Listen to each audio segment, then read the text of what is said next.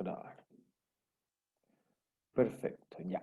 ¿Alguien que haya quedado con alguna duda de la clase anterior?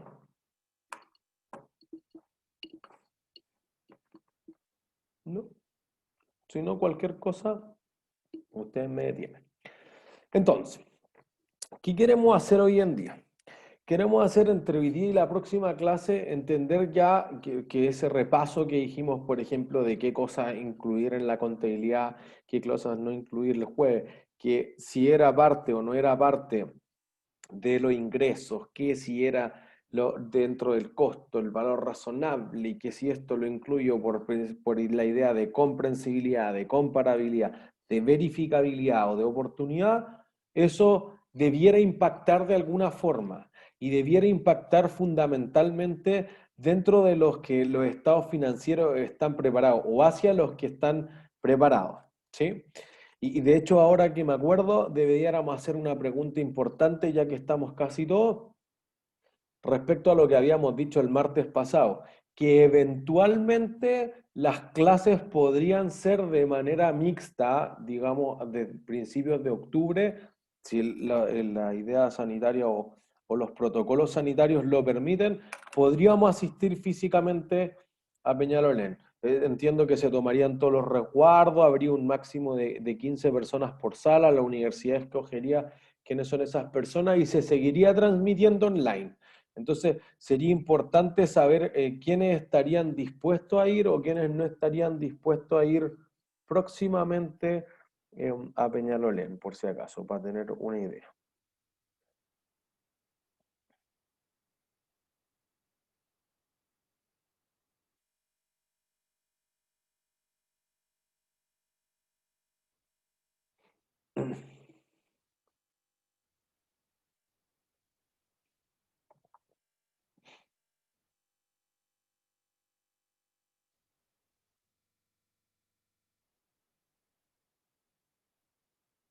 Ya, y ahí tenemos como la mayor parte de las votaciones, diría yo. Em, Así que la mayor parte no quiere ir, pero en todo caso va más o menos dentro de los porcentajes que uno esperaría para, porque en el fondo algunos no podrían ir, pues entonces los que no quieren ir se quedarían en la casa todavía y podría ser que los que sí quieren ir justamente está dentro de los 15 más o menos que tienen pensado las autoridades que podrían estar en la sala con distanciamiento social, etcétera, y transmitiríamos desde la sala la clase en digital para el resto, así que probablemente después tengamos que hacer una votación más formal en ese sentido, pero vamos a tratar de transmitir eso a las autoridades por si acaso, para que, para que tengamos claridad como de un catastro de quienes estarían dispuestos a asistir a clase, ¿sí? Físicamente. Entonces, ya ciertos conceptos del marco conceptual, que es el control que ustedes ojalá hayan estado leyendo, que no sé si alguien tiene alguna duda de la lectura, pero si eventualmente tuviese alguna duda de la lectura, la comentan, debiésemos recordar quizás cosas que uno ya planteó en Contabilidad 1 o en Introducción a la Contabilidad de este semestre, pero que se van a aplicar a ciertas situaciones más prácticas que nosotros vemos. También nos gustaría entender qué es lo que están mirando los inversionistas, qué es lo que analizan y qué indicadores o KPI o razones financieras son los que quieren ver ellos y entender por qué esta discusión histórica que se ha dado entre el costo y el valor razonable quizás no tiene tanto sentido o no es tan diametralmente opuesta como se ha planteado. ¿Sí? Entonces, ¿por qué uno debería entender esto? Por múltiples razones uno tendría que decir, mira, registrar un activo por el costo o registrar un activo de plano requiere de ciertas cosas que nosotros decíamos en la clase anterior. Mira, debe tener control la empresa, debe surgir a raíz de hechos pasados, debe tener la capacidad de generar beneficios económicos que vayan a fluir hacia la empresa, por eso discutimos mucho sobre lo incobrable y que ese activo tenga un costo, un valor razonable, un valor corriente, lo que se le ocurra, que se pueda medir con razonable fiabilidad. O sea, de alguna forma me puedo aproximar. Entonces, por ejemplo, hubo una discusión importante entre la Comisión Nacional de Energía y Metrogas a partir del 2014 y después la batalla se volvió bastante más compleja porque Metrogas es una empresa que es un monopolio natural. Al ser un monopolio natural, uno quiere o debiese regular ese tipo de empresa. Perdón, voy a poner Profe, Catalina. una pregunta casi imposible que me diga que sí, pero ¿no se podría dejar el control para mañana? ¿O es imposible? Imposible, porque ¿Por está para qué? todas las secciones. Ah, ya. O Bueno, sea, y ya ya, habían muchas gracias. muchas versiones rendidas para el control, pero es Ya. voluntario. Ya. Entonces, por ejemplo, la empresa como es un monopolio natural, debe ser regulada porque no hay un competidor o es difícil que entren y todos entenderán de la idea económica de un monopolio natural. Es lo que debiese ser óptimo si hubieran más empresas y compitieran hasta el costo marginal, se van a terminar destruyendo y nadie podría tener suministro de gas por cañería al menos, ¿sí? Hay más empresas que compiten en gas por cilindro o por balones, pero eventualmente aquí hay un límite. Entonces uno dice, mira, si tú fueras un inversionista, si ustedes fueran inversionistas, qué querrían recibir a cambio de su inversión? Más plata. Más plata, Rentabilidad. rentabilidad. Dividendo. Un retorno. Eso es lo importante. Entonces, o sea, tú dices, sí, porque, y eso es la idea esencial para la próxima semana, cuando tú estás invirtiendo en algo, va a necesitar una rentabilidad y va a necesitar una rentabilidad que dependa de los riesgos que tú asumes en la inversión, del monto de la inversión que tú obtengas. Entonces tú podrías decir, mira, ya la rentabilidad podríamos relacionarla en dos aspectos y vamos a tratar de introducirlo esencialmente y después vamos a clarificar la fórmula y todo, pero de nuevo queremos como situarnos en hacia dónde vamos. Entonces tú podrías decir, mira, tu rentabilidad, ¿cómo podría medirla? Y eso sí lo deberían saber ustedes. ¿Con qué mido la rentabilidad? Con las utilidades. Con la utilidad. Listo, ya. Entonces voy a decir la utilidad. ¿Ya? Si es la utilidad operacional, si es la neta, si es el margen bruto, después eso podemos refinarlo, pero partamos por lo básico. Con la utilidad. Entonces yo digo, ya, mira, esta empresa obtuvo 10.000. ¿Eso es mucho o eso es poco? Depende de la empresa. De la empresa.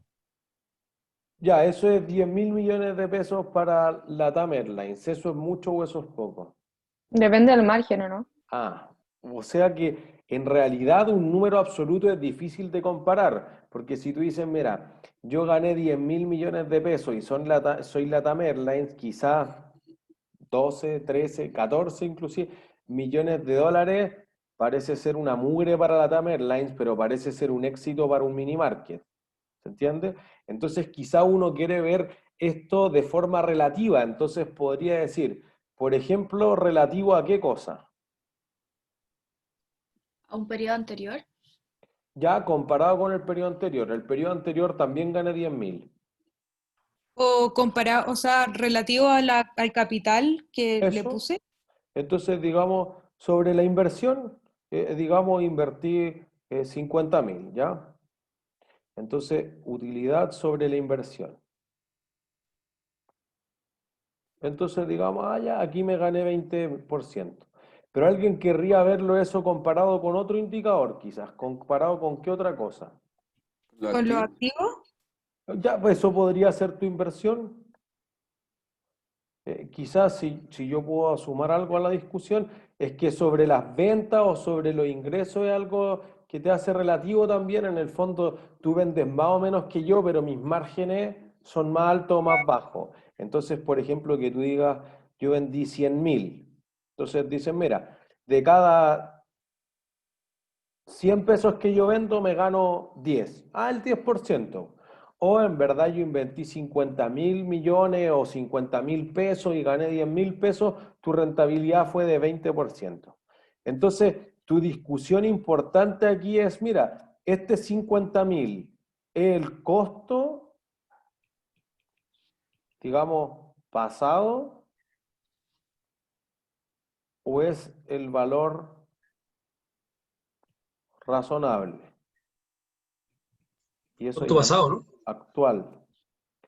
Em, no sé, tú construiste el Parque Arauco en los años 80 y te costó 20.000 millones de pesos.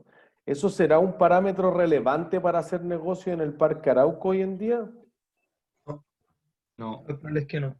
Porque tu alternativa, y fíjense que aquí depende de una política de negocio y no es que haya una cosa mejor o peor ahora en principio, quizás cuando discutamos más y como en media hora vamos a volver a plantear la pregunta y la vamos a votar, está bien, pero por ejemplo tú podrías decir, sí, es que no, porque si yo no puedo arrendar el mall, ¿qué podría hacer? Si no lo arriendo. Lo vendo. Lo vendo, listo. O sea, siempre hay una alternativa. Y si lo vendo, ¿a qué lo voy a vender? Al precio de mercado que debe parecerse más o menos al valor razonable. Ah, ya, eso te importa. Pero tú dices, yo jamás lo voy a vender. No, pues yo tengo una camioneta de reparto, tengo un tractor, un camión, o tengo una flotilla, por ejemplo, en la minería. Tengo una flota de camionetas que las mandé a hacer con el logo, que le puse las barras antivuelco, que le puse unas cosas bien especiales porque nuestro camino a la mina es muy especial. Entonces, solo funcionan para nosotros. No hay nadie que las quiera igual. No, tengo una máquina que separa semillas en el campo, etcétera. Entonces tú dices, ¿qué hago con ese activo? Por ejemplo, tú tienes las escaleras de la universidad, pues, instalé una baranda. Bueno, ¿qué hago con la baranda? ¿A quién se la vendo? No la puedo sacar de ahí del patio y vendérsela a alguien. Entonces, es difícil, pues entonces ahí tú dices, oye, no, chao, lo que me costó, pues. ¿Se entiende? Entonces, podría haber ciertas situaciones para ciertas clases de activos que tú trates de medirlo con lo que te costó, pero si en realidad tú estás haciendo negocio y ese valor está altamente desactualizado, quizás no te sirve como información útil. Acuérdense que lo que nosotros decíamos, que la información debiese ser súper útil para tomar decisiones, que ojalá estén en los mismos idiomas, sea más, quizás no más simple, pero la empresa tenga que trabajar menos en presentar en distintos países para atraer a los inversionistas, que era lo que mostrábamos al final de la clase pasada. Y decíamos, mira, si tú estás en cualquiera de estos países y eres una empresa extranjera, incluyendo Estados Unidos, podría utilizar IFRS. Y podría ser Japón también. Entonces, al final, países que realmente no dejaran a una empresa que reporta en varios países distintos utilizar IFRS eran importantes, obviamente, en términos de mercados de capitales, eran bien pocas. India y China. Profe, ¿qué era razonable en este caso? Perdón, ¿qué cosa? ¿Qué era el valor razonable en este caso? No sabemos, digamos que lo que a ti te parece que vale ahora. Digamos el valor actual, que todavía ¿Como no de mercado? ¿O el valor de mercado? Es que podría no haber un mercado, eso sí. Pues, por ejemplo, si yo, oye, una acción de Falabella, voy a la bolsa de santiago.com y veo que el precio de Falabella es 3.800 y ya está. Pero alguien podría decir, oye, tengo un comedor que me regaló mi abuelita hace 50 años. ¿Cuál es el valor de mercado? No hay, pues. ¿Se Ya, entiende? entonces el valor actual que supone que debería como ser. Eso. O sea, si, Ya. si vamos a la definición, seguro, es el precio al que tú podrías vender esto si es que nadie te obligara. Por ejemplo, tú lo Ya. publicas en el diario y dices, ya, lo vendo al mejor postor. Y se juntaron y se entregaron el comedor, ya, pues eso es un precio de mercado, porque en el fondo nadie te obligó. Pero tú podrías decir, oye, va a pasar una autopista por al lado tuyo y en realidad te tengo que volar un pedazo del frontis. Entonces, por ejemplo, en Avenida Osa, por el lado oriente, van a tener que volarle a todas las concesionarias, a los restaurantes de comida china, al estacionamiento del Eladio, todo, le van a tener que volar como 2 metros de frontis para que se pueda colocar la carretera. Bueno, ¿quieres vender? No, no quiero. Ah, ya el Estado te expropia. Bueno, pero no fui independiente. Yo no acepté vender, pero la ley me va a obligar a vender y el Estado te va a pagar cualquier cosa. Ah, ya, listo. Eso no es un valor razonable. Pero si tú y yo acordamos que te gustan estas sillas, te gusta esta bicicleta, etcétera, y te la vendo, listo. O alguien va al home center, no sé, cualquier parte y compra y nadie te obligó, ya pues eso es un precio justo en el fondo. No es que alguien haya sido forzado a comprar o vender. ¿Se entiende? Ya, muchas gracias. ¿No hay de qué? Entonces, por ejemplo, la Comisión Nacional... Profe, y el costo histórico es lo que me costó el bien, el activo. Claro, en lo que lo compré, que uno dice, no, eso es fácil de determinar. Entonces, de hecho, justo lo discutía con el profesor Bazón ahora en el break. Decíamos, mira, ¿cuánto te costó la Mona Lisa?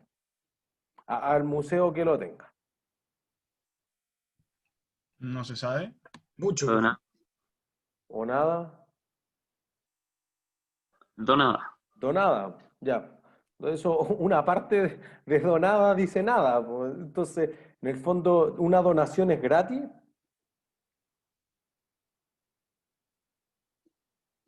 Porque uno dice, oye, pero si yo fui y la compré, obvio, pues eso es el costo, tengo una boleta, una factura, algo.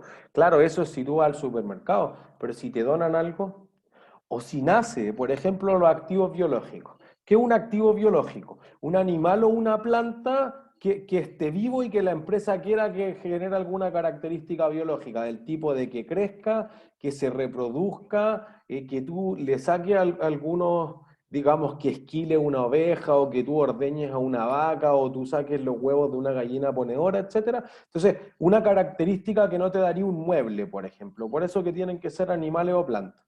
Entonces, un activo biológico en el fondo que es como un inventario vivo, tú dices, ya, tú tenías un zoológico y nació un elefante. ¿Cuánto vale un elefante? No tienen valor quizá. O es muy complejo. O sea, también aquí hay una restricción. Tú dices, no, claro, hay un cazador de elefantes en Sudáfrica que es súper bueno. Entonces, si lo traemos por 10 millones de pesos, lo tasas. Chao, un zoológico no tiene plata para hacer eso. ¿Se entiende? Entonces, Pero, claro, profesor, Felipe. es que, o sea, si es que el zoológico no valorara el elefante dentro de sus activos, también no estaría representando fielmente lo que tiene. Pero lo hace dentro de las restricciones reales que tiene, que es el costo de obtener la información.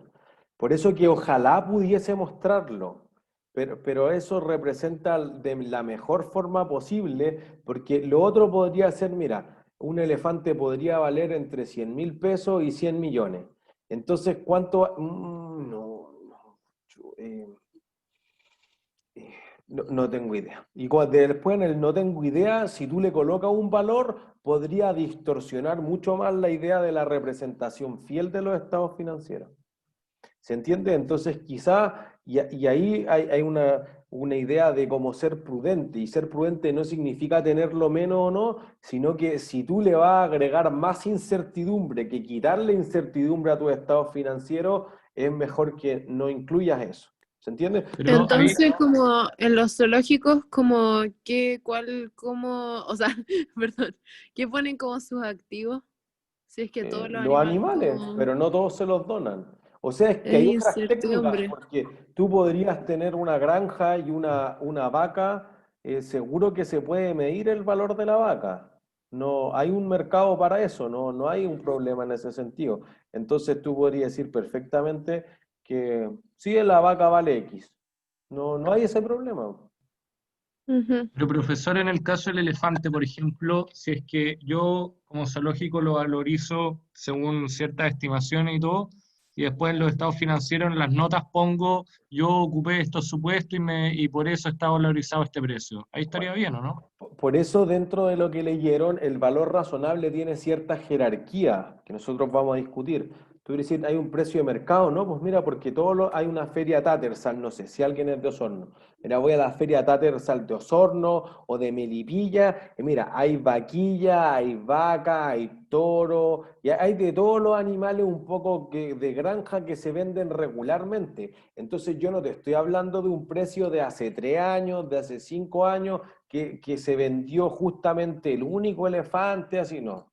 Es un precio que es bastante actualizado, entonces te refleja información de ahora, no de un periodo que ya es inútil para tu toma de decisiones. Listo, precio de mercado. No, es que mira, este es un activo que es mucho más especial. Por ejemplo, la universidad, pues tú dices, oye, ¿algo se parece a la universidad? ¿Al edificio de la universidad? Nada, particularmente Peñalolén. Entonces tú dices, chuta, ¿podría hacer una estimación de algo parecido? Bueno, habrá un precio del metro cuadrado, que quizás obviamente no es el valor de las casas Chuy, pero quizás con un condominio, un promedio, y lo multiplico por cuántos metros cuadrados tiene el edificio, y más o menos eso vale. Ah, ya. No es el valor de mercado, porque no hay un activo igual, nadie lo está comprando y vendiendo permanentemente, no es como un precio de catálogo, pero eventualmente hice una estimación con las últimas casas que se hayan vendido, no sé, ahí en los condominios que se están armando bien cerca, etcétera. Algo hay.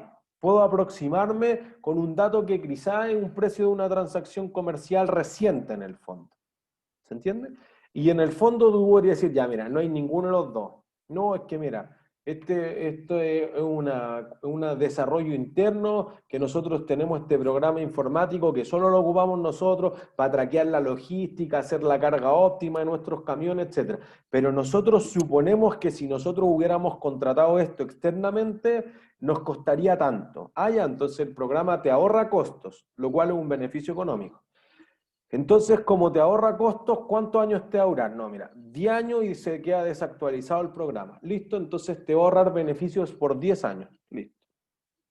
Luego de eso tú dices, ah, pero es que los beneficios, si me ahorra 10 millones al año, en 10 años más esos 10 millones valen menos, que es un poco lo que vamos a empezar la próxima semana, ya el segundo control de lectura, matemáticas financieras. Entonces tú vas a decir, ah, ya, entonces lo que va a ocurrir es que yo voy a traer a valor presente o voy a actualizar eso y tengo un valor en uso. Pero eso depende de que tú supongas cuánto tiempo te va a durar el activo, cuál es la tasa de descuento y cuáles son los flujos de caja. Entonces hay muchos más supuestos. Por eso que uno tiene una jerarquía 1, precio de mercado. No tengo eso. Jerarquía 2, el precio de un activo parecido, un costo de reemplazo o el valor de un activo similar. No tengo eso. A, valor en uso, que es el valor presente de los flujos de caja. O para los pasivos, el valor de cumplimiento. Mira, si yo terminara pagando todo esto por tantos años, ya extinguiría este pasivo por tanto. Ah, ya, listo. Pero ese tiene más supuestos. Mientras más supuestos, es de menor calidad. Entonces tú vas a tratar de tener el nivel 1, si no puedes ese, nivel 2, si no puedes 2, nivel 3. ¿Se entiende? Entonces por eso que hay una jerarquía del valor razonable en el sentido de que hay información más observable, de mejor calidad, que tú puedes comparar. Pues si yo te digo, oye, yo creo que esto genera tanto, y yo creo esto, y yo creo esto, crees muchas cosas, entonces podría ser cualquier cosa. Pero, profesor, o sea, perdón que sea tan insistente, pero con el tema del elefante no me queda claro cómo lo contabilizo, porque no tengo un mercado muy definido, entonces tendría que descartar la idea de valor razonable. No, pues tú podrías decir cuánta gente más viene porque traje el elefante. 200 personas. Ellos pagan una entrada de tanto, van a venir por tantos años, o el elefante va a tener una vida útil de tanto, entonces yo traigo valor presente todos esos flujos de caja y tengo el valor en uso. No es Ya, imposible, pero en algunos casos es imposible, es cierto. Los bienes de ya. patrimonio cultural particularmente es imposible. Y si es imposible, no entra en la contabilidad nomás. En especial cuando son donaciones, o sea, si uno piensa en la Mona Lisa, los soldados de terracota, la máscara de Tutankamón, la Torre Eiffel, el Partenón ateniense o el Coliseo romano, no sé, pues que no hay otro nomás, pues no me puedo aproximar, no puedo decir que la casa que queda al frente del Coliseo romano tiene el mismo valor que el Coliseo romano. ¿Se entiende? Entonces, quizá algunas veces no se puede contabilizar nomás, y entonces tú sabes que la gente va al Louvre en París a ver la Mona Lisa, pero como nunca una compañía de seguros se ha atrevido a darle un valor, que las estimaciones, pero que podrían ser cualquier cosa, hablan de 150 millones de dólares, por ejemplo, pero nadie nunca ha pagado la póliza de seguro, entonces nadie está seguro, pues no es razonable, es como un valor sentimental que te puede haber dado cualquier curador. Entonces, tú podrías decir, preferimos no mostrarlo. Y eso es más o menos lo que hacen, por ejemplo, digamos, las entidades que tienen colecciones, así como de moneda o de momias o bienes de patrimonio cultural, o sea, donde hay un desafío intenso para la contabilidad en dos áreas, en los bienes de patrimonio cultural y en los recursos naturales. Porque tú dices, oye, tengo un pozo petrolero, ¿ya cuánto petróleo va a salir de ahí? No, es que mira, yo hice una prospección de 100 metros bajo y dicen que hay 500.000 barriles. Y más abajo no sabemos, pues no llega la sonda. Pero con el tiempo tú dices, oye, hay harto, voy a seguir haciendo el hoyo cuando ya saqué eso. Pero reservas probadas es una cosa súper compleja. Entonces ahí hay otro desafío gigantesco para la contabilidad. Como que ahora cada uno hace lo que sienta, ¿no? Como lo que crea la empresa. ¿Entiendes? Más o menos respondo las preguntas. Y digamos que eso resume una parte significativa de las cosas del control, por si acaso, que en el fondo son pocas páginas que leer. Yo diría que son como 3 de cada resumen técnico, no sé, serán 12, 15, pero porque son muchas cosas que ustedes deberían traer de contabilidad 1, pero ahora van a ser más bien aplicadas este tipo de cosas, ¿se entiende? Como el paso siguiente. Entonces, volviendo a... Profe, una pregunta rápida. Con un resumen súper rápido, el valor razonable se ocupa al final cuando yo tengo activo o cosas que tienen un mercado que donde yo sé que al final lo tengo un tiempo, lo puedo vender o que es mucho más fácil venderlo. Por ejemplo, hablando del tema de los animales, el mercado de los perros, claro, están valorizados porque se venden, porque los compran como mascota, pero el tema de los elefantes no. Entonces, si es que yo tengo un mercado donde puedo hacerlo el costo razonable o el costo de mercado, el valor de mercado es el que yo lo puedo valorizar. Claro, sí. O sea, mira, la razón de por qué debe haber un mercado activo es una razón importante, porque tú podrías decir perfectamente que en realidad no hay un mercado activo para ese activo, o sea, valga la redundancia de activo y activo. Lo que tú podrías decir es, mira, yo una vez compré un perro, o tuve un criadero, pero no sé, ya no tengo el criadero, entonces no puedo tener el valor en 3 años. Chuta, no nos sirve así. Entonces, por ejemplo, esta discusión, por eso que los activos biológicos son muchos de los que han peleado por esta idea del valor razonable. A las viñas les pasó esto. Las viñas dijeron, mira, tú me dices que yo tengo unas parras y que le mida el valor razonable a cada cierre contable, digamos cada trimestre o cada año inclusive. Pero una parra me dura 10 años. Yo la planté y nunca más nunca al mercado de parra. Y esa parra me da uvas permanentemente para mi producción, para hacer los vinos, etcétera, por mucho tiempo. Y no tengo idea cuánto vale una parra y no es necesaria para mi negocio porque además es un costo muy bajo. Entonces, si tú me haces ir a cotizar parras de este mismo tamaño, que tengan tal antigüedad, que tengo que hacerle ajuste, etcétera, pierdo un tiempo importante que podría dedicarme a hacer mejores vinos. Y entonces las viñas fueron a reclamar al ISB y le dijeron, la contabilidad por el valor razonable de las parras es una estupidez. Las parras tienen un costo original, me duran 10 años y después son inútiles, no valen nada, no voy a recuperar nada. Así que actúa igual que una máquina de dar uvas. Y una máquina de dar uvas, ¿qué clase de activo debiese ser? Activo fijo. Una propiedad planta de equipo. Eso es, ¿se entiende? ¿Y qué le pasa a las propiedades planta de equipo con excepción de los terrenos? Apreciación. Se Deteriorado. deprecian. Y podrían deteriorarse, pero se deprecian. Entonces, listo. Dijeron, ya cambiemos la política contable de 2014. Cuando lleguen al capítulo de propiedades, planta y equipo, una discusión importante eso. Oye, ¿las plantas se pueden depreciar? Sí, pues. Si tú eres un árbol que le sacan los cocos, una palmera, o le saca el aceite, o tú tienes una plantación de café, de algodón, bueno, deprecio el café, ¿no? Listo. Ya está. ¿Se entiende? Entonces, podría ser que el valor razonable no es medible para algunos activos con que no hay frecuencia, porque en el fondo, claro, yo medí el valor razonable, pero de hace 8 años. Esa información no te sirve de nada hoy en día. ¿Se entiende? Entonces, ¿para qué voy a ocupar el valor razonable si el valor razonable está sumamente desactualizado? Para eso no hubiera gastado nada en llamar a tasador u horas que dedicó a alguien para hacer un estudio, mejor hubiera ocupado el costo, ¿no? ¿Se entiende? Y porque tú no quieres vender tus parras, pues tú solamente quieres que te den uvas. ¿Sí? Vuelvo a la discusión original. Metrogas, entonces. Metrogas, por ley, esta idea de obtener una utilidad sobre cierta inversión, le dice que puede ganar máximo 11%. ¿Sí? Entonces, ¿por qué? Porque dicen, mira, el costo de conseguir el capital para eso se estima en 5,7. O sea, si tú fueras a pedir plata al banco o tu accionista en promedio, ellos necesitan que les devuelva al menos 5,7 para empatar. Entonces yo te dejo ganar 11 para que ellos sea atractivo mantenerse en el negocio y que hagan las inversiones necesarias en matriz, en distribución, en servicio al cliente, todo lo que necesiten hacer. ¿Listo? 11, ya. Lo que pasa es que Metrogas entró una discusión con la Comisión Nacional de Energía porque la Comisión Nacional de Energía le dijo, tú ganaste 13, no ganaste 11.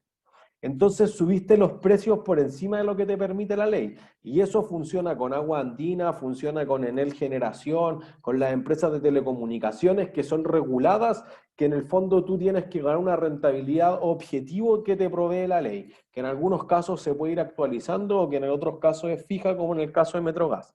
Entonces dijeron, no, es que miren, ustedes están midiendo mal esto. Por ejemplo, voy a borrar todos los cálculos de acá. Metrogas decía, no, mira, yo gané 11.000, por ejemplo, digamos que esto fue el cálculo de la Comisión Nacional de Energía. La CNE dijo, yo gané 11, voy a ponerlo incluso sobre 88.000, entonces ganó un octavo. Eso será 12,5%. No, ustedes están equivocados. Yo gané 11.000 sobre 110.000. Así que gané 10%. Gané menos de lo que dice la ley. Bueno, ¿en qué cambia? No es en la utilidad, que quizá eso es más fácil de medir. Es que la Comisión Nacional de Energía dice que el activo sobre el que está midiendo la utilidad, esto es que algo después vamos a llamar la rentabilidad sobre el activo, es 88. Entonces, es probable que esto sea más parecido al costo. Y en cambio Metrogas dice, no, este es el precio de mercado. Entonces, si yo no siguiera en el negocio, vendo todos los activos ahora y vale 110, entonces gané 10%, no he roto ninguna ley y no tengo que devolverle plata a ningún consumidor. Y aquí se abrió un flanco brutal. Se abrió un flanco brutal por una razón. Porque tú dices, mira, ¿cuál es la mayor inversión que tiene que hacer Metrogas? En cañería, ¿o no? Cañería. Las cañerías, si es que alguien tiene Metrogas, llegan hasta el patio de tu casa. ¿Tú estás obligado a ocupar el gas de Metrogas? Sí.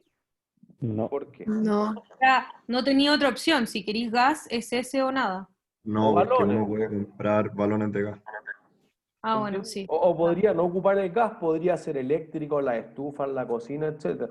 Entonces, digamos que no estás obligado.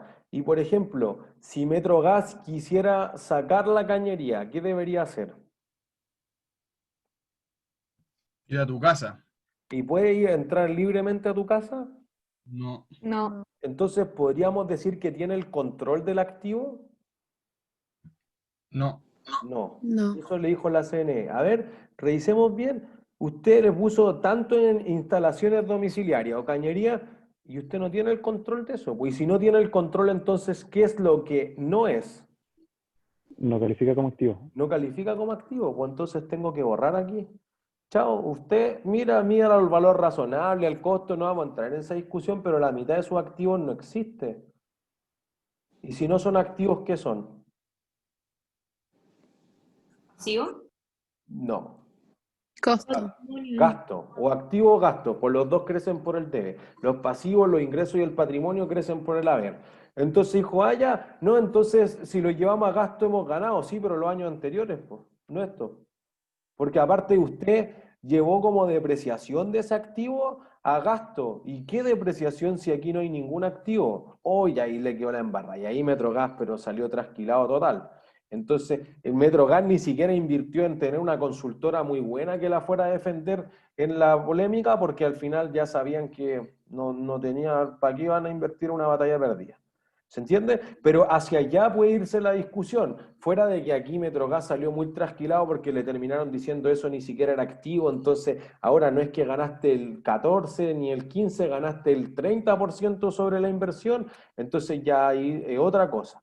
Pero eventualmente la definición entre el costo y el valor razonable te puede llevar a ver ciertas cosas que un inversionista, que alguien que quiere prestar plata, que un dueño de la empresa quizás querría ver. Porque en el fondo además tú podrías decir, mira, Por ejemplo, este pantallazo lo sacamos el año pasado, de hecho creo, en pleno estallido social. Entonces uno decía, mira, las acciones de la TAM Airlines, hechas pebre. Las acciones de la Polar, hechas pebre. CVX en Estados Unidos, una empresa farmacéutica importante, hechas pebre. Bajando en un día 50%. Entonces tú dices, oye, pero si este es el precio de ayer. Ya, pues, el precio de ayer no te da nada de información sobre lo que le pasa hoy día a la acción. ¿Se entiende? Y esto en marzo también, las acciones caían todos los lunes así, pero unas cantidades brutales. Entonces, una acción que podría ser uno de los activos de una empresa, oye, el precio de ayer ya no representa nada a lo que yo la pueda vender hoy día. Chuta, ¿y cómo? Entonces, no sé, po, lo que te costó ayer ya no es nada hoy día. O sea, así de rápido puede cambiar la contabilidad. ¿Se entiende? Este es un pantallazo de la Bolsa de Comercio de Santiago. Tú podrías decir, chuta, pero si ayer la habíamos comprado en 2.800 la TAM, ya, pues ya no vale 1.550. Ya ahora vale 1.200 inclusive. Y esto era hace 3 meses. Ya, pues muy tarde la información. ¿Se entiende? Entonces podría producir un efecto que distorsione la información que está utilizando un inversionista para tomar decisiones de inversión. ¿Se entiende? Entonces, uno dice, mira, ¿qué cosas uno quiere observar, por ejemplo, y por qué hay algunas clases de activos o clases de pasivos debiesen ser valorizados a lo que me costó, que podemos refinar obviamente eso mucho más, o a lo que más o menos yo lo pudiese vender, que es la idea del valor razonable? Bueno, para evaluar si esas utilidades son suficientes o no son suficientes de acuerdo a lo que uno crea. Alguien podrá parecerle que rentar 3% al año es súper bueno, a alguien podrá parecerle un desastre. ¿Se entiende? Entonces quizás tratan de contestar una pregunta del tipo, ¿qué tan eficiente es la firma? ¿Se entiende? Entonces, por ejemplo, nosotros ahí hicimos utilidades sobre activos. Alguien podría decir, no, es que yo no financié todos los activos, yo puse patrimonio. Ah, chuta. Utilidades sobre el patrimonio. ¿Se puede? Alguien podría decir, no, es que las utilidades se ven bonitas, pero son una opinión. Quiero caja. ¿Por qué no? Porque la empresa me paga dividendos. Bueno, los dividendos entonces son un flujo de caja, que vamos a discutirlo mucho más en detalle hacia el final del curso, pero que las utilidades podrían ser que yo espero cobrar, pero no cobraste, no hay caja. Entonces no puedo pagar dividendos porque la utilidad, insisto, se ven súper lindas, pero si no hay caja no puedo pagar lo que va a recibir realmente el accionista. ¿Se entiende? El dueño de la compañía.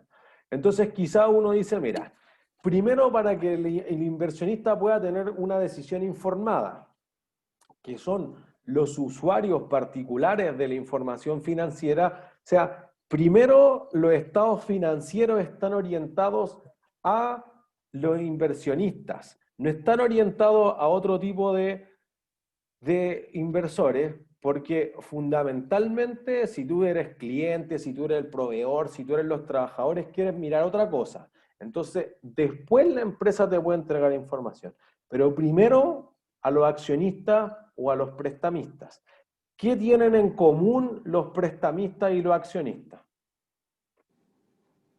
En plata en la empresa. Pusieron plata en la empresa, o sea que si la empresa le va pésimo, pierden plata. Los clientes dejan de comprar, pero no pierden plata. Los trabajadores los despiden, pero no pierden plata. Y así sucesivamente. Entonces, es cierto, uno va a preparar los estados financieros para todo tipo de stakeholders, y eso lo deben haber visto en bastante detalle en el curso anterior. Entonces, para los acreedores, para los proveedores, los trabajadores, los clientes, las comunidades, los reguladores, etcétera. Pero fundamentalmente para los que financiaron la empresa, pusieron la plata, el capital, accionistas y prestamistas. ¿Sí? Y que esos pueden ser el banco y otros. Después en este curso vamos a hablar de los bonistas, de las empresas de leasing, y esas también pusieron plata por la empresa. ¿Se entiende? Entonces, si hay conceptos esenciales, digamos, principios sobre los que está preparada la contabilidad, son dos. El concepto del devengado y el concepto de la empresa en marcha. Devengado, la contabilidad solamente registra hechos pasados, no hechos futuros. Mañana te compro, ya mañana registro la venta. No ahora. Y lo segundo es algo esencial en un emprendimiento. Cuando uno forma una empresa en un emprendimiento, ¿cuándo espero que quiebre? Nunca. Entonces, empresa en marcha. Esa es la hipótesis de la empresa en marcha. Yo considero y valorizo y presento todas las cosas como si la empresa nunca se fuera a acabar.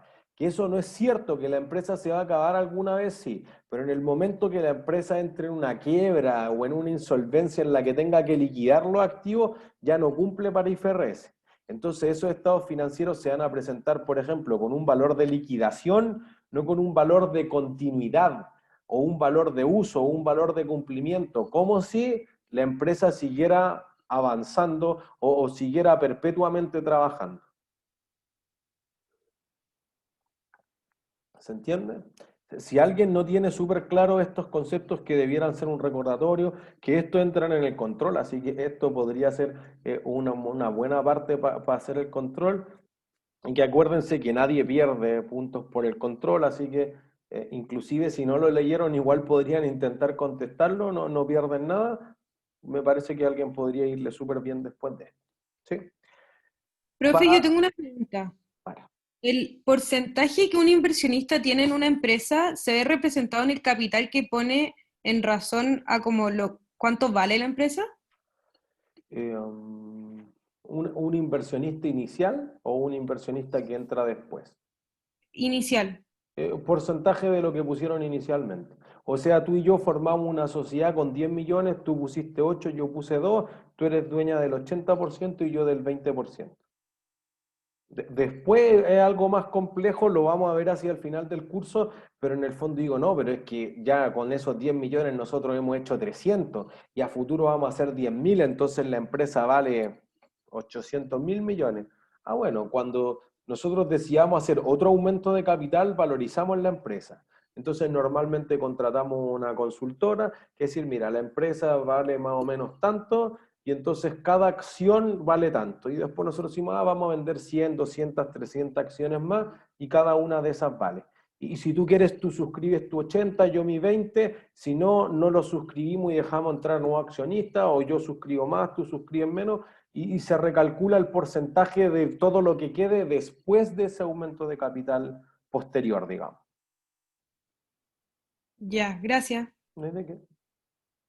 Entonces, un inversionista querría ver los estados financieros, estos reportes que son el resultado de la contabilidad, ciertas cosas. Fundamentalmente requiere ver en ellos lo que sea relevante. Entonces hay una característica que es la relevancia. Entonces, clásicamente uno diría, mira, ¿cuántos metros de papel higiénico queda en el baño de su casa? No sé, pues, ya a nadie le importa. ¿Entiendes? Es irrelevante. Pero tú podrías decir, oye, ¿cuánto valen su auto, o la casa, o el comedor, o el televisor? Ah, no, eso es más importante.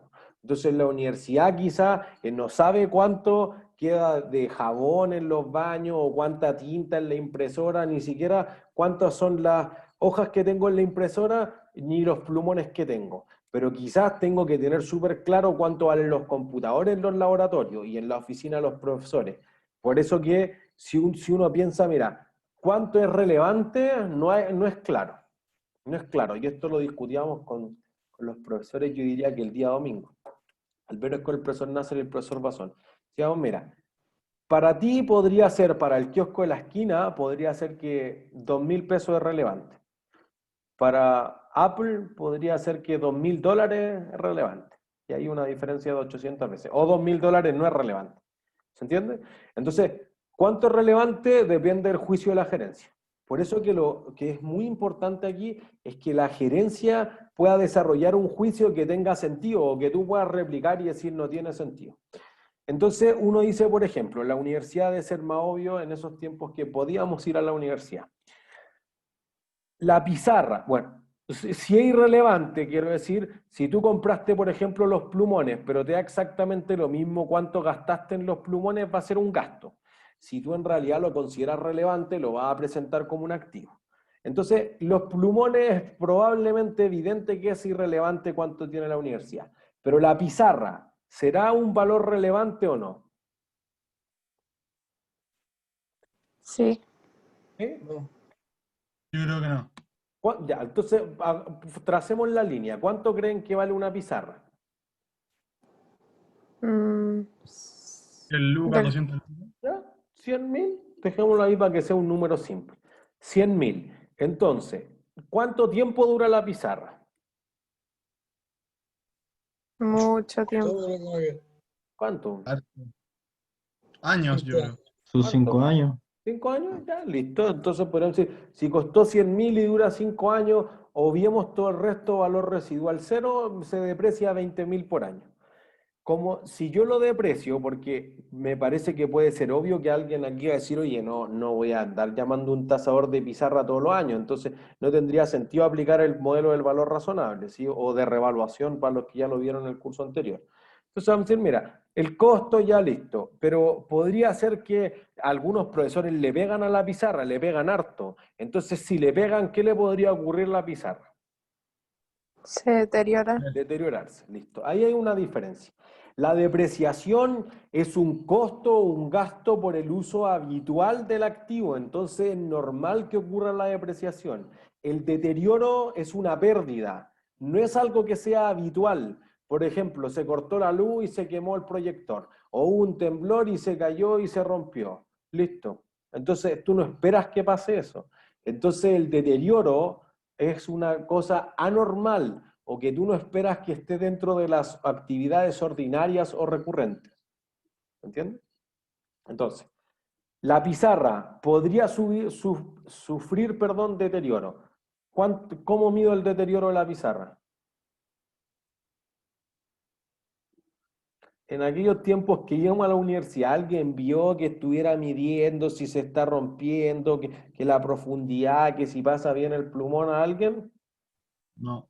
No. No. Entonces, ¿la universidad lo considerará relevante o irrelevante?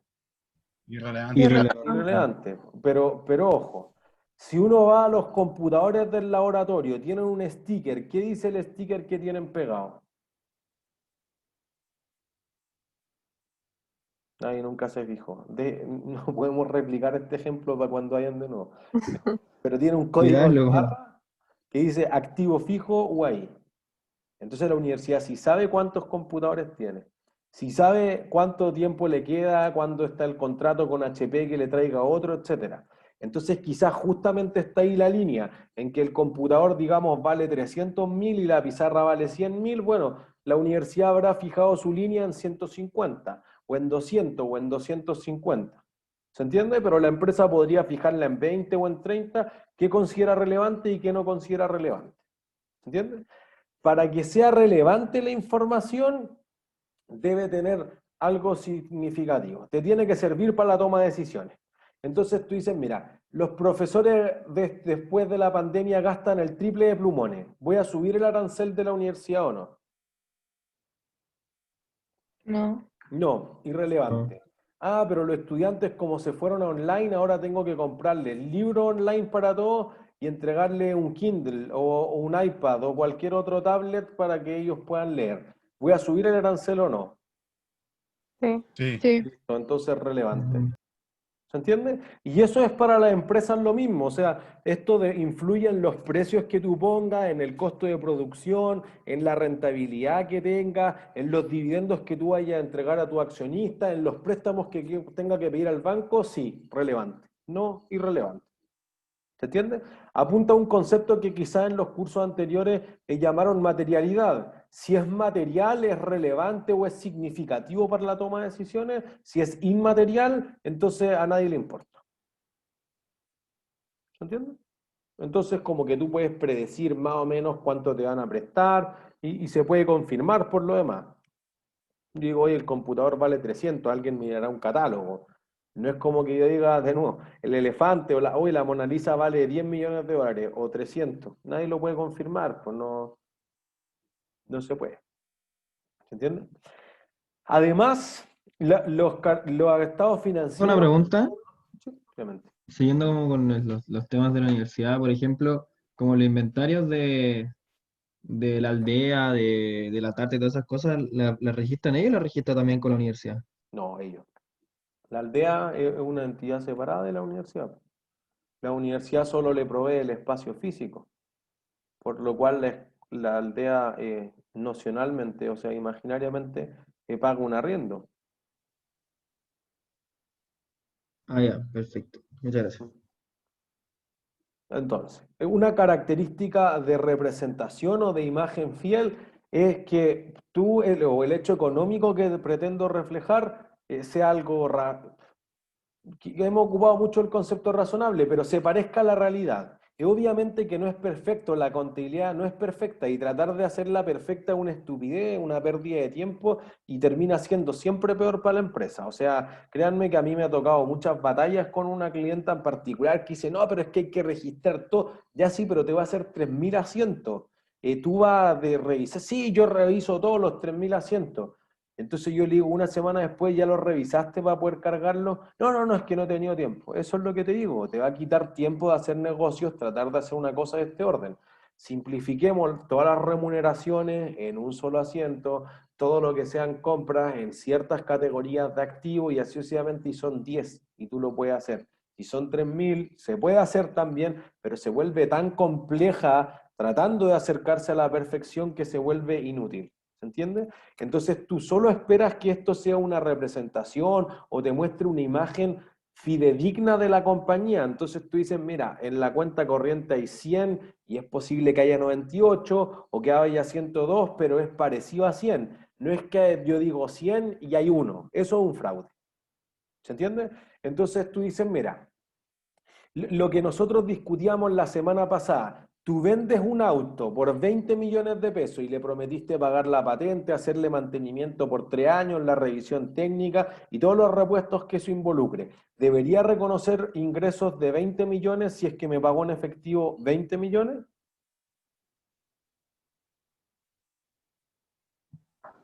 ¿Sí o no? Y que si aún no, o sea, como por el principio de vengado, como si es que aún no Según pasa yo como el sí, hecho de comprar la licencia y todas esas cosas, no hay que registrarlo, ¿sí? O sea, pero es que según yo sí, pero después se van registrando los gastos, no sé. Ya, es una buena idea y eso hacen de la automotora, es cierto. Mira, 20 millones el auto, pero digamos que fue el auto más las mantenciones, revisión técnica y cualquier otra cosa que se le haya ocurrido como efecto de marketing para vender, listo. Y pago en efectivo. Depende de la persona porque al final es como lo mismo. ¿O cómo es lo mismo?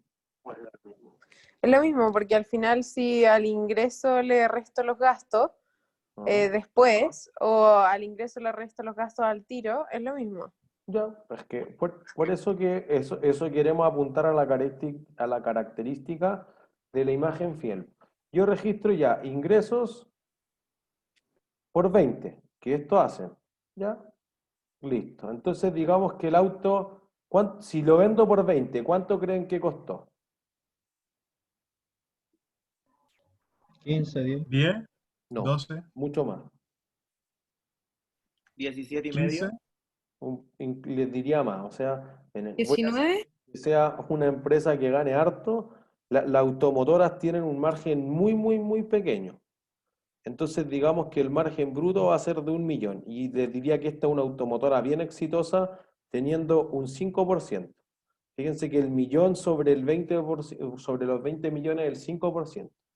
Listo, Hay que entonces, dejarlo así como para saber cuánto valía el activo realmente. o sea, claro, porque tú dices, no, pues yo tenía un inventario que era el automóvil y se lo había comprado a Chevrolet. Ya, pues Chevrolet me lo había vendido por 19, neto de IVA. ¿Sí? Entonces uno dice, ya, ¿cada cuánto habrá que hacerle mantenciones al auto? ¿Una vez al año? ¿Ya? O sea que podría ser, y miren, si exageramos será 6 meses, pero eso ya es esto es agosto del 2020. Entonces las mantenciones van a ocurrir en algún mes del 2021. Entonces, ¿cuánto me van a pagar por las mantenciones en garantía? 1 millón. No, menos que eso.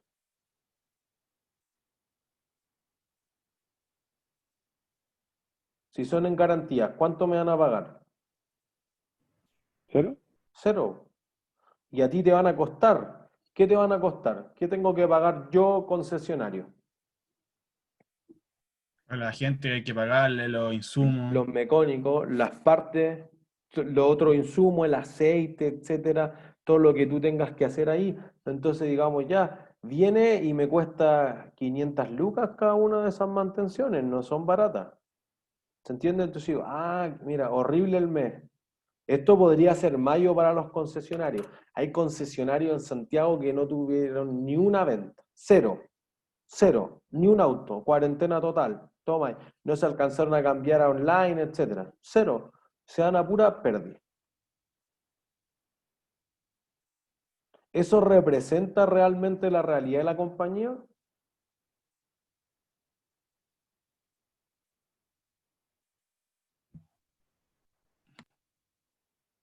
¿Sí o no? Es que es obvio en todo caso que esto no es una decisión simple, es una decisión súper compleja, porque créanme que hay muchos que hacen esto. Entonces uno diría, podría ser, no podría ser, pero fíjense, cuando yo le cobré 20 millones, ¿qué le vendí al cliente?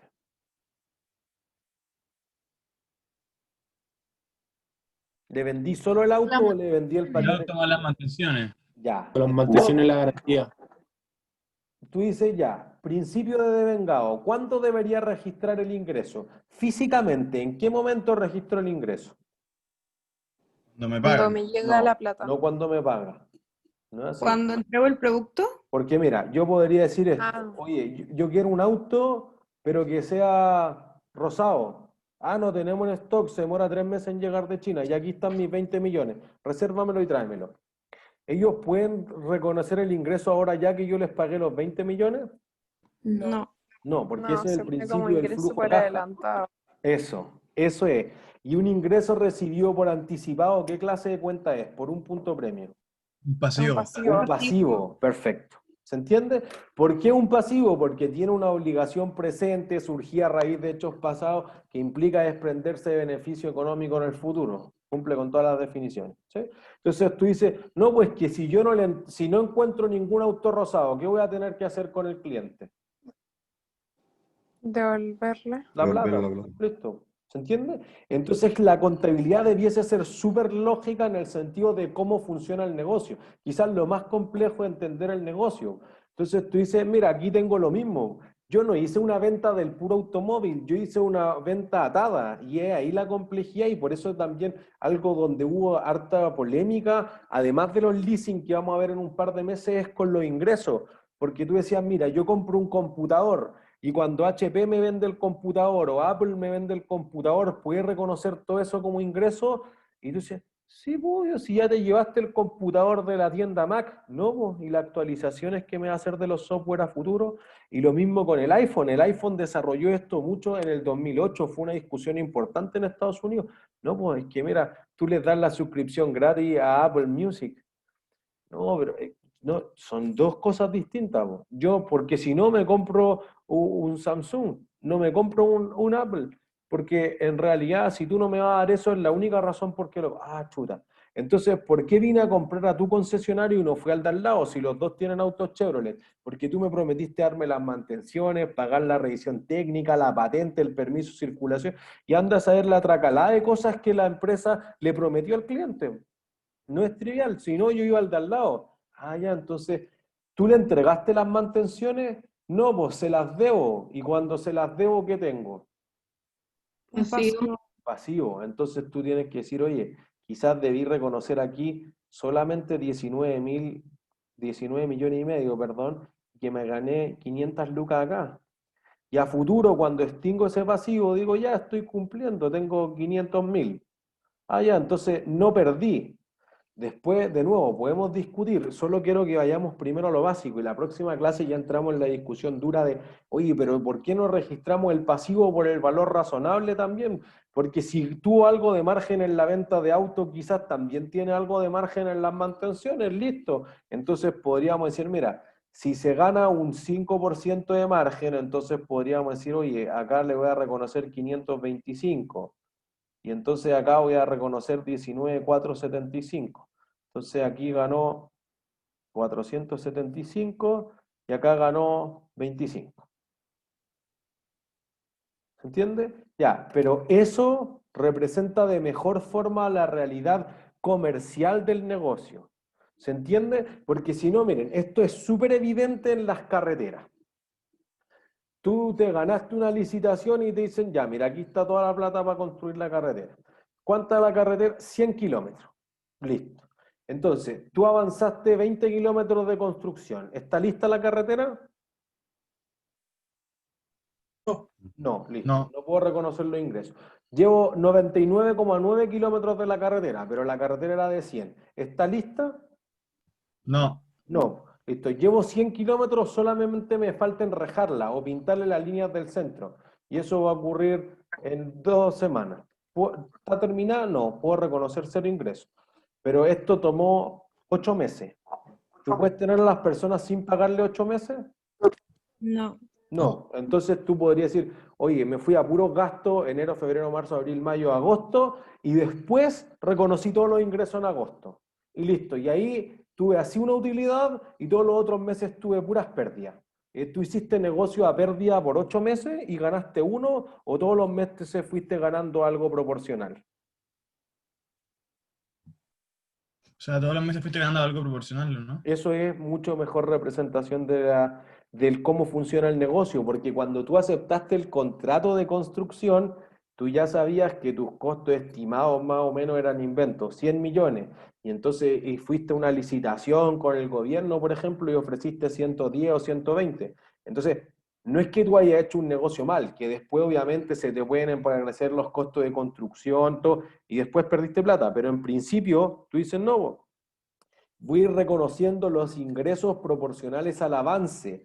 ¿Por qué razón? Y eso pasa, está en los contratos, hay un hito, un inspector técnico de obra que dice, y ahí hay 100 kilómetros y de esos 100 ya avanzaste 30, el 30%. Mira, respira hondo, dicen que cuando Profe, Martín.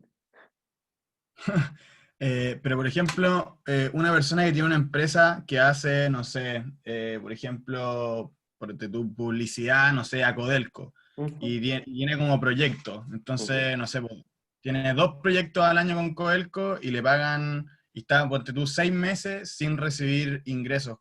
¿Ellos cómo reconocen? ¿También mensualmente? O sea, pero sin recibir la caja. Claro, sin que te paguen, y te pagan cuando el proyecto está terminado. Y estáis Ya, 6 meses ahí trabajando, pero no recibís eso. nada. Por eso que ahí el ingreso se debe reconocer de forma mensual de acuerdo al avance. Por ejemplo, lo más clásico es proporcional a los costos. Tú dices, mira, esta campaña me va a costar 60 millones. Entonces, si tú te has consumido 15 millones, reconoce el 15 sobre 60, el 25% de los ingresos. Y después cuando Pero, avanza hasta el 40, el 70, el 80, por eso que cuando tú tienes la utilidad, podría ser muy distinta al flujo de caja porque tú dices no me pago nada. Po. O yo, algo más simple, quizás Falabella vendió todo a crédito y después fui a cobrar y todo está en cesante, entonces nadie me va a pagar. Pero eso no quiere decir que no reconociste el ingreso. Lo que pasa es que después todo se volvió incobrable. Y desde el principio tú no sabías que se iba a volver incobrable. Si tú desde el principio sabías que iba a ser incobrable, el negocio fue horrendo. Entonces sí perdí plata desde el principio. ¿Se entiende? Alguien iba a hacer una consulta, perdón. sí, o sea que si es que yo mes a mes voy descontando los costos y como poniendo un ingreso que aún no tengo, Que se no es una pone entrada como de caja, ojo, pero sí es un ingreso. Tú ya te ganaste esa plata, tú te la mereces. ¿Y cómo se pone? ¿Como ingreso nomás? Claro, claro, o sea, miren, A pesar voy a de que aún pasarme no la lo pizarra tengo. completa. Porque mira, en el caso este de la automotora que decíamos, si nosotros tuviéramos que hacer un asiento, podríamos decir, mira, no, pues vendí a crédito, porque además le di el préstamo. ¿Ya cuánto vendiste? 20 millones. ¿Y cuánto te va a pagar? En 36 cuotas. O podría haber la entrada de caja, como quieran, ¿sí? O efectivo. Ya hago ese cargo. Ingresos por ventas, que quizá es un concepto más anacrónico y quizá uno debiese hablar ingresos de actividad ordinaria, porque aquí yo te vendí el auto, te voy a hacer las mantenciones y te voy a cobrar intereses sobre esa cuenta por cobrar. Entonces tengo 3 fuentes de ingresos que se van a repetir regularmente y ese es tu concepto de actividad ordinaria, ¿sí? Algo que vamos a refinar mucho más con Entel, con otra empresa. Pero digamos, ya listo, yo te entregué el auto, sí, ya, y el auto, ¿cuánto representa del total? el 90%. Ah, entonces puedo reconocer 18 millones. ¿Sí? O inclusive, miren, podríamos hacerlo mejor todavía. Podríamos decir, esto me entró 23.800.000. Y entonces además me generó IVA que le debo al fisco, porque vendí con IVA. Ah, tiene 3.800.000 de IVA. Bueno, lo que pasa es que tengo un pasivo, y ahí voy a recibir ingresos recibidos por anticipado, que es un pasivo por 2 millones. ¿Ya? Y además obviamente va a tener los costos de explotación, que dijimos, el auto que acaba de entregar vale 19, y eso sale de inventario.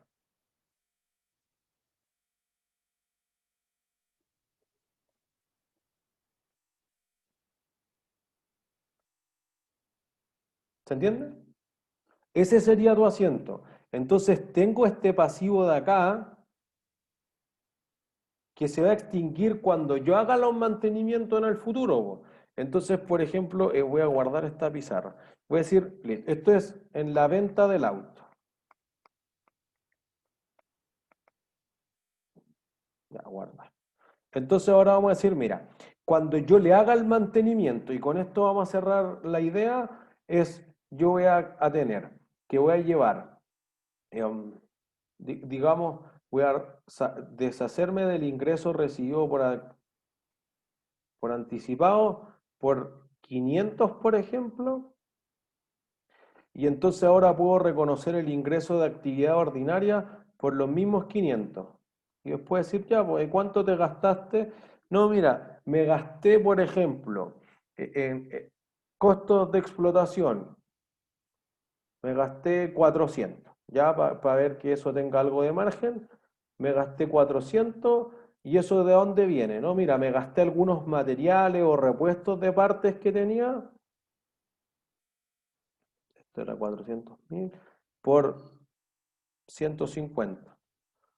Y el resto son sueldos por pagar a que le debo al mecánico que estuvo, no sé, 30 horas trabajando por 250.000. ¿Se entiende? Y este es mantención número 1. Y es probable que tú tengas que hacer mantenciones durante 2, 3, 4 años y ahí se van a reconocer los otros 2 millones. Si nunca trae el auto a hacer la mantención en garantía, entonces ya no tengo la obligación, listo, vas a hacer el ingreso. Si lo importante es que deje de tener el pasivo, como que se extinga la obligación. Ya, muchas gracias. ¿Entiendes? ¿Claro para todos? Entonces, y con esto cerramos la clase. Eso representa la imagen fiel, que en el fondo tú estás entregando información que es completa. No es como yo, mira, estos son 20 millones, ¿de qué no le prometí hartas cosas? ¿Y qué? No sé. No vale eso, pues tengo que tener toda la información para que un inversionista diga, oye, este negocio es malo 7 meses y es bueno 1 mes, es raro, ¿por qué no cerramos mejor de enero a julio? No, si estuvieron trabajando. Entonces esto quizás no representa toda la información que yo necesito para prestarle plata, por ejemplo. Debe ser neutral. Yo no tengo que sobreestimar los mejores escenarios y subestimar los peores, sino que tiene que ser, esto es lo que es. No es que yo me estoy yendo al chancho con lo positivo, optimista, o con lo negativo, pesimista. ¿Sí? Y que dentro de lo que uno sabe es libre de error. No quiere decir que es perfecto, pero tú dices, mira, ¿tú crees que te van a pagar? Sí. ¿Te van a pagar? No sabemos.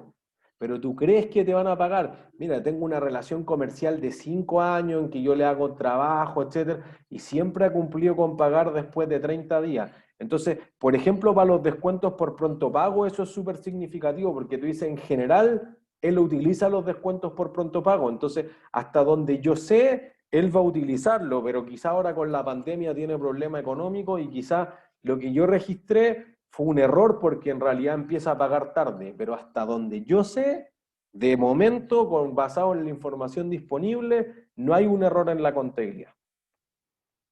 ¿Se entiende? ¿Más o menos claro para todos? ¿Dudas? Sí.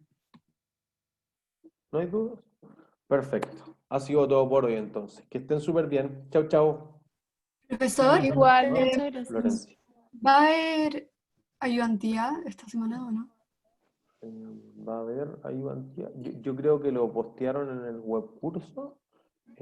Yo diría que sí hay ayudantía, pero le voy a decir al ayudante coordinador en todo caso que refuerce eso, pero si la ayudantía es mañana en la noche, yo creo que sí debería haber. Le voy a decir en todo caso a Roda al tiro. Ya, eso. Gracias. ¿No hay de qué?